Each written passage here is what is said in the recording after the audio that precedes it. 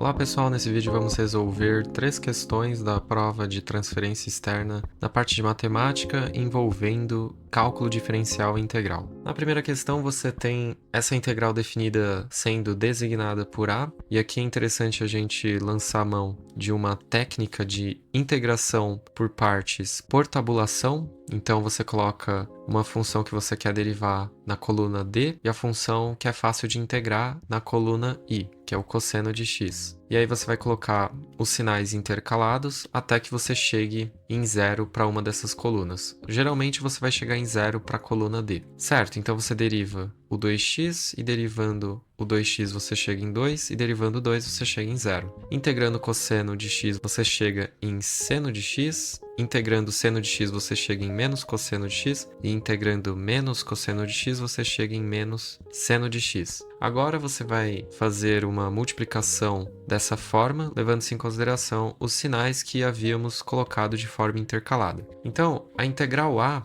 que nada mais é que a integral de 0 a 1 de x ao quadrado cosseno de x dx, vai ser x ao quadrado vezes seno de x. Perceba que eu considerei esse primeiro produto com o sinal de mais. Depois você vai considerar 2x vezes menos cosseno de x, multiplicado por menos, então vai ficar mais 2x cosseno x. E por fim, o menos seno de x vezes 2, sem trocar o sinal, então menos 2 vezes seno de 2x. E daí você coloca de 0 a 1. Certo, agora é só fazer a substituição desses limites de integração onde aparece x. Então você vai ter seno de 1 mais 2 vezes o cosseno de 1 menos 2 vezes o seno de 1. E agora colocando zero, todas as ocorrências de x vão se anular, então você não precisa se preocupar com zero. Então dessa forma você vai obter que essa integral na verdade é 2 vezes o cosseno de 1 menos seno de 1. E agora você precisaria determinar quanto que vale essa expressão, certo? Só que para prosseguirmos com essa questão com uma certa precisão em relação às alternativas, você precisa se recordar que o cosseno de x ele vai estar no máximo valendo 1. E nesse intervalo de 0 a 1, você pode se convencer disso, o cosseno de x ele de fato vai ser maior ou igual a 0 e ao mesmo tempo menor ou igual a 1. Então o que você poderia falar é que essa integral A de 0 a 1 de x² cosseno de x dx, ela vai ser menor ou igual à integral de 0 a 1 de x² dx. Isso porque, né, a sua função cosseno ela é no máximo 1. Certo, então se você calculasse essa integral x² dx, isso aqui é bem fácil, né? Nada mais é que 1/3. Então significa que a alternativa E ela não faz sentido, e a alternativa A e B também não fazem sentido, por quê? Se você traçasse o esboço do gráfico de x² cosseno de x, você vai ver que ele é sempre um número positivo para esse intervalo de 0 a 1. Então não tem como a sua integral resultar num valor negativo, porque o gráfico vai estar sempre acima do eixo x. Certo, então a nossa dúvida fica com A sendo igual a 1/3 ou se ele está nesse intervalo de 0 a 1/3. E aqui a alternativa certa é a alternativa C. Por quê? Porque ele só seria igual a 1/3 se você estivesse trabalhando com cosseno de x sempre igual a 1. Só que nesse intervalo de 0 a 1, ele não vai ser igual a 1. E nessa variação, o valor dele não permanece unitário,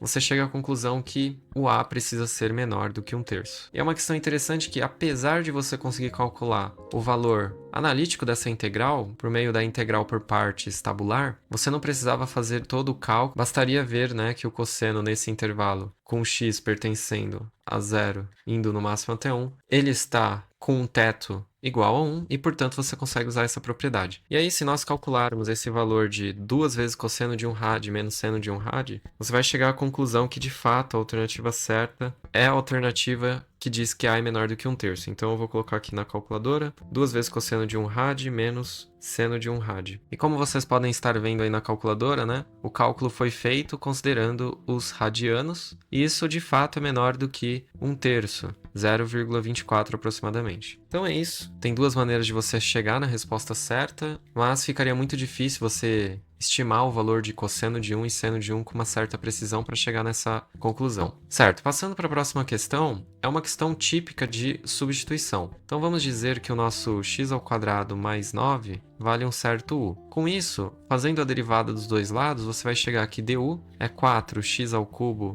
dx. Então, esse x² dx que aparece aqui e esse x³ dx que também aparece ali, eles podem ser substituídos simplesmente por du. Então, essa integral ela vai ficar de 9, porque quando você substituir o x por 0, o u vai ser 9, e quando você substituir o x por 2, você vai ter 16 mais 9, que é 25. Então, o u ele vai valer 25. Você precisa, quando faz a substituição por uma variável auxiliar, alterar também os limites de integração. Certo, então esse 6 é uma constante, ele vai permanecer inalterado, e aquele x³ dx, ele vai virar o du dividido por 4, né? Uma vez que eu passo esse 4 dividindo. E depois você ainda tem o raiz quadrada do u. Aqui podemos separar o nosso quadro em mudança de variável e continuar, né, o nosso cálculo. Você vai ter então 3 sobre 2, integral de 9 a 25, u elevado a meio du. Essa é uma integral bem fácil, porque basta você somar 1 no expoente e depois fazer a divisão pelo resultado obtido. Então você vai ter meio mais 1, que dá 3 meios. Então você vai fazer a divisão de 1 por 3 meios. É a mesma coisa que multiplicar por 2 terços. E daí você vai fazer u elevado a 3 sobre 2 nos limites de integração, de 9 a 25. Então, esse coeficiente ele vai para 1,